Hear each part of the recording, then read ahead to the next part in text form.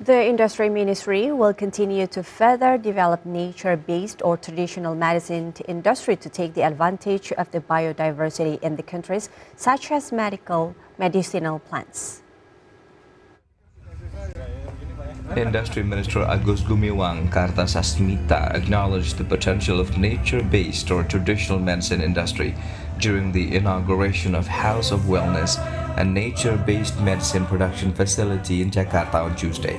Agus said that in 2023, the export value for pharmaceutical industry products, chemical medicines, and traditional medicines reached 543.7 million US dollar, an increase of 8.78% compared to 2022.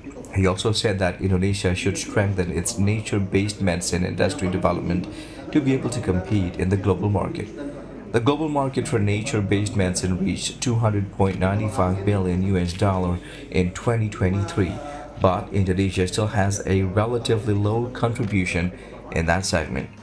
Minister Agus considered the pharmaceutical and medical equipment industry as a priority development sector with a goal to be a leading sector and accelerate national economy, adding that UNESCO has officially acknowledged herbal drink or jamu as Indonesia's 13th intangible cultural heritage on December 6, 2023.